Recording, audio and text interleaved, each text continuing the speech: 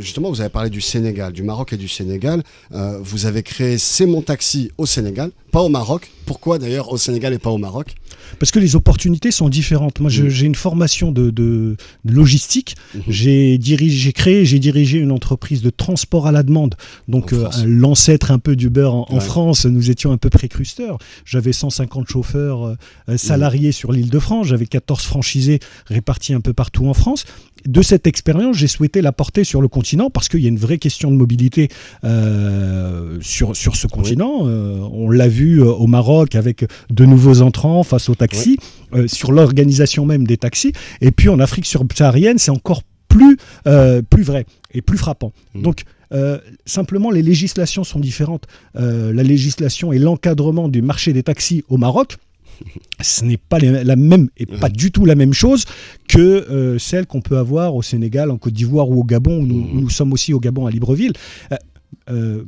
Et c'est un constat. Il y a une histoire de ce marché, les licences, les grimettes comme on les appelle ici, il y a une histoire. Et on ne peut pas bouger les choses comme ça parce que ça renvoie et ça touche à quelque chose de très sensible. Alors qu'au Sénégal, au Gabon, en Côte d'Ivoire, c'est plus ouvert et les contextes sont différents, historiques, etc. Donc les opportunités, et puis faire ça au Sénégal, vous savez, le Sénégal est un pays frère du Maroc, et quand vous êtes à Dakar, quand vous êtes de culture marocaine, le Gabon aussi d'ailleurs. Le Gabon, vous avez pas choisi les pays par hasard, c'est les pays qui sont très proches du Maroc. Très proches culturellement, très proches dans la philosophie, et avec une relation au Maroc très forte. Et je le vois dans l'accueil qui est réservé. On me voit d'abord comme un Marocain avant de me voir comme un Français, et c'est assez révélateur.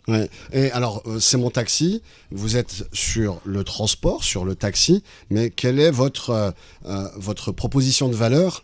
C'est-à-dire, qu'est-ce que vous proposez dans ces deux pays-là et quel est justement cet impact social dont vous parliez tout à l'heure ? Typiquement, c'est mon taxi. C'est un acteur qui a une ambition, c'est celle de devenir le premier opérateur de renouvellement des flottes de taxis en Afrique subsaharienne. On a des taxis à Dakar, à Abidjan ou à Libreville qui sont dans un état assez délabré, qui sont vieux, polluants, peu sécurisés. On a des chauffeurs de taxi qui ne sont pas du tout formés. Vous avez votre permis, vous vous mettez derrière votre volant et vous devenez taxi.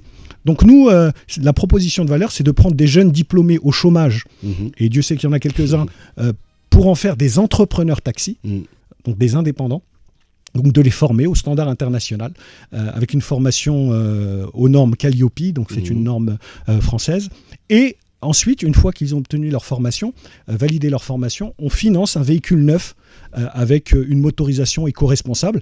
Alors à Dakar, à Abidjan ou à Libreville, on n'est pas encore tout à fait structuré pour faire de l'électrique. Nous, notre motorisation, elle est GPL essence, gaz et essence. Donc c'est déjà un premier pas pour la protection de l'environnement et puis la sécurité, puisque ce sont des véhicules neufs. Et donc ça permet un renouvellement. Donc on est sur cette dimension à la fois renouvellement humain et renouvellement du matériel roulant.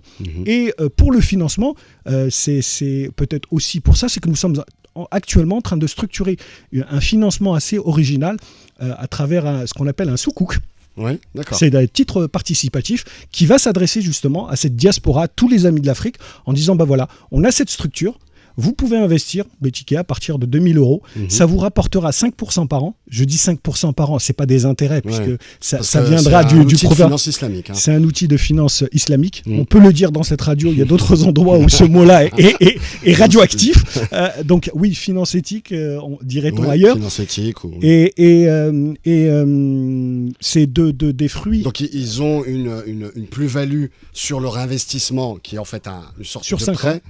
Voilà. C'est un titre participatif. C'est un titre participatif, donc ils prennent effectivement Mohamed Eswag va investir 2 000 €. Chaque année, il a quasiment la certitude, mais il y a un niveau de risque quand même, d'obtenir 5%, 6%, 7% de rendement. Au bout de 5 ans, on lui restitue à la fois ce qu'il a gagné, son rendement et son capital. Et tout cela en ayant en face, en visuel, la personne qui l'a aidé, monsieur Diop, avec son véhicule et en voyant très concrètement où a été son argent et comment il l'a gagné. Donc l'impact social dont vous parliez. L'impact social.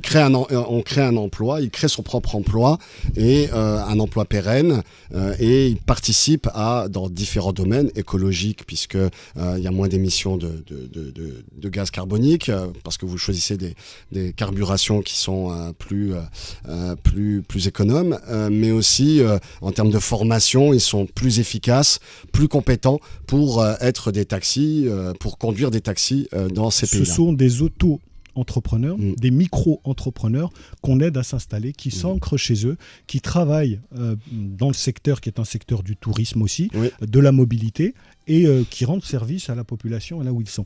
Et ceux qui investissent là ont une vue directe sur qui ils aident et comment ils gagnent ce revenu de 5-6, leur rendement. Donc c'est quelque chose de très éthique, très transparent, et ça permet à tout le monde d'être content à la fin du mois.